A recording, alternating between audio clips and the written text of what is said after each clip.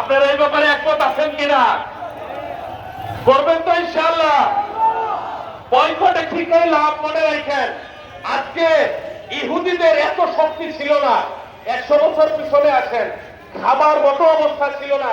ফিলিস্তিনে যে জাহাজ নিয়ে হাজির হয়েছিল, বড় করে লেখা ছিল আমাদের কাপড় নাই, আমাদের খাওয়া নাই, আমাদের ভূমি নাই, আমাদেরকে একটু জায়গা দেন।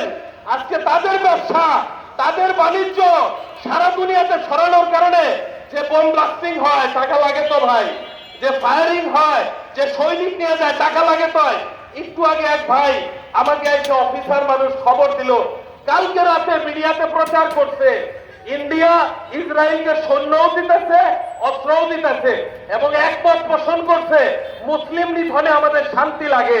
চিন্তা করে দেখেন, এখন ইন্ডিয়াতে অনেক মুসলমান ভাই রয়ে গেছে, সরাসরি যুদ্ধেও যাইতে পারি না, কিন্তু বলেন আপনার ঘরের বোনকে যদি কেউ উঠায় নিয়ে যায়, আপনার বাবাকে যদি মারে, আপনার ভাইকে মারে, আপনি কি বসে থাকবেন? বসে থাকবেন নাকি? আজকে বাংলাদেশের ছাত্ররা প্রমাণ করছে কোন রাজনৈতিক দল লাগে নাই, রাজনৈতিক দল পরে আসছে। দীর্ঘ 17 বছরে যারা আওয়াজ উঠাইতে পারে নাই, এরা আবার কিসের বিপ্লব করছে?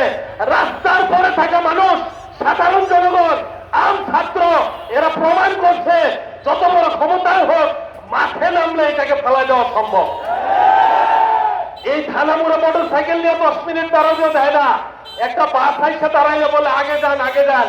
আপনারা কিছু লোক একত্রিত হয়েছেন, প্রশাসন আইসা রাস্তা ক্লিয়ার করতেছে, কোনো ফি লাগে না, নোটিশ দিতে হয় না, ট্রাফিক অন্যান্য লোকেরা বুঝে ক্লিয়ার হয়ে যাবে।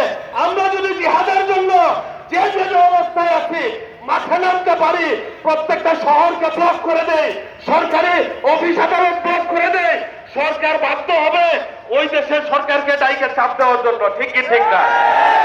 আমার হাতে যতটুকু আছে এতটুকু করি, শুধু কথার বলি না, কথা তো রাখবেই, কথা ছাড়া তো যুদ্ধ হয় না, উজ্জীবিত কথা।